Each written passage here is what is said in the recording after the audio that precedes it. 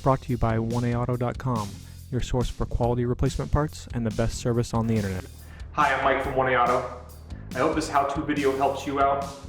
And next time you need parts for your vehicle, think of 1AAuto.com. Thanks. In this video, we're going to show you how to replace your radiator fan, which is the passenger side fan. This is a 2003 Honda Civic, same for 2001 to 2005 Civic. Items you'll need are new radiator fan from 1AAuto.com, 10mm wrench or socket ratchet and extensions, Phillips and flathead screwdrivers, standard pliers, and penetrating oil. We have the bumper cover off, but it's not necessary. Your drain is right under the center. It's actually a little hole right into this cover, and you can see it right here. And we're just going to use a little pair of pliers just to help us get that petcock going. Okay, and once you turn a little bit, just turn it out slowly. And obviously you don't want to do this while the engine is hot.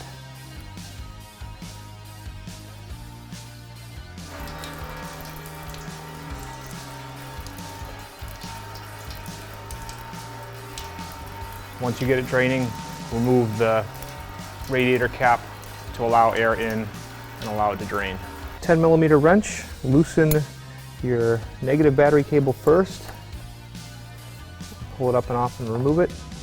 I've got a larger wrench to hold on to the bolt from this side. And then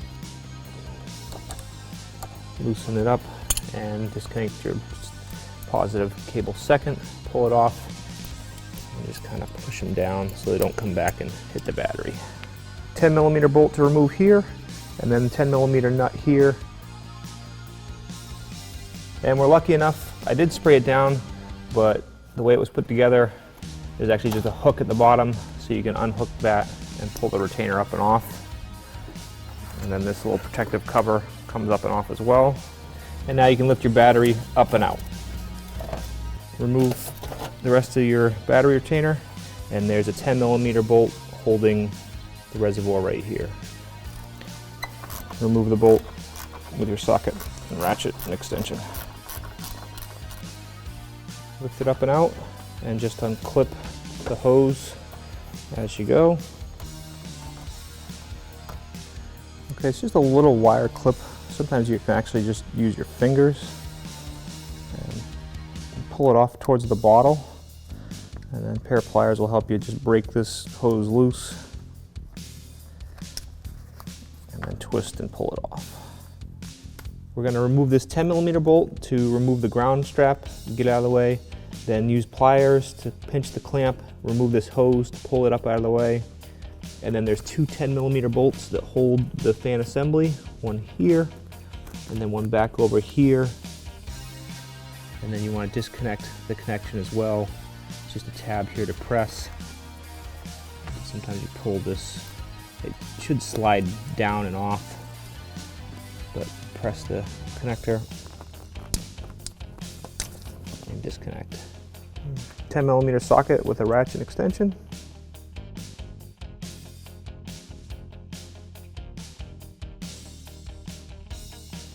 Pair of pliers, squeeze the clamp, pull it back, twist the hose to break it free, pull it off. You may want to have a drip pan underneath just to make sure no coolant comes out, drips on the floor. And now we'll remove the two bolts that hold the fan.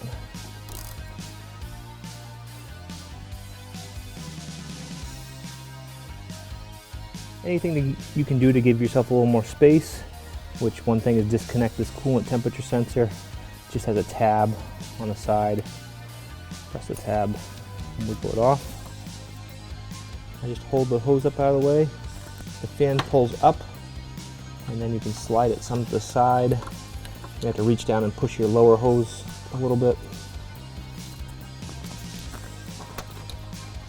It's just kind of a matter of working it out.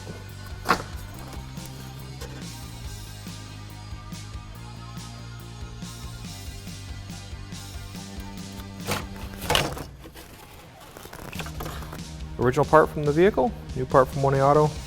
You can see they're exactly the same. So just pull this cover off and slide it onto the new one, and it's ready to install. 2 pegs on the bottom here go down into holes here. Pull the coolant hose up and your lead up and out of the way. Put your fan down in kind of diagonally.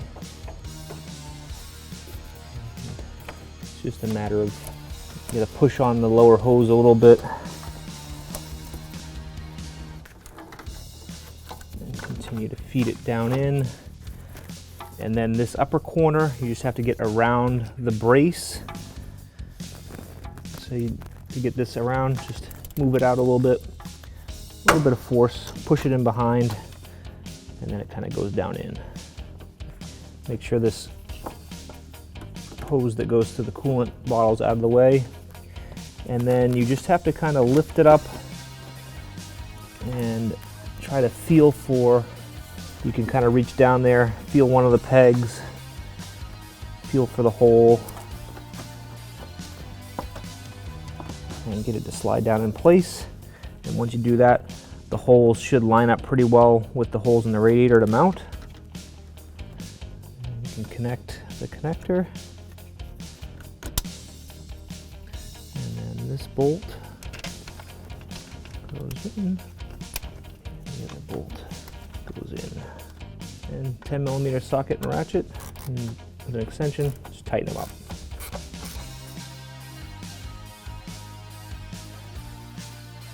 Plug in your coolant sensor, put your hose back on, reset the clamp, put your ground strap back in place. You may not need to take off the ground strap, but ours was in kind of rough shape, so we didn't want to hurt it anymore. Put the clip in place, the hose down on. Again, a lot of times you can just use your fingers on this clip. Sometimes you might want to use a pair of pliers. So lower it down in place, clip the hose in as you go. There. This one goes in there. And down in. And then clip this in up here. There's a tab here on your bottle, and that tab goes down into a slot right here. We'll replace the 10mm bolt. Battery.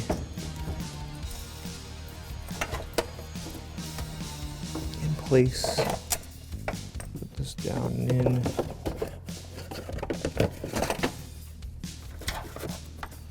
The hook goes down and in. Reinstall your 10mm bolt. Tighten it up. Reconnect your positive cable first, then your negative cable. Tighten up and tighten.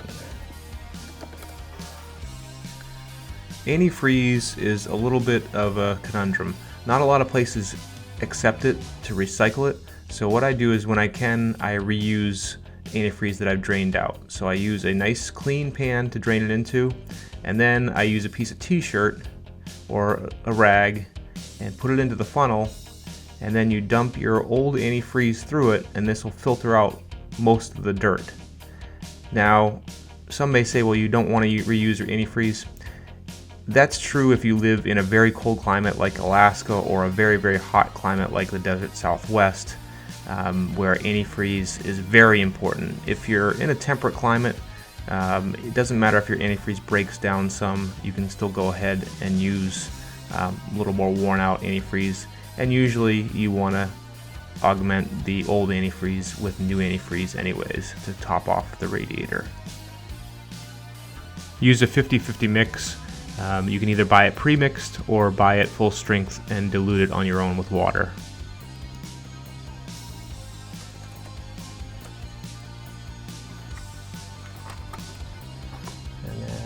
fill it. And after you do a repair like this, it's a good idea to fill it, run your car for a little while, check the level, run your car for a while again, and just keep checking the level the first few times you drive the car. Thanks for tuning in. We hope this video helped you out. Next time you need parts for your car, please visit 1aauto.com. Also check out our other helpful how-to as well as diagnosis videos.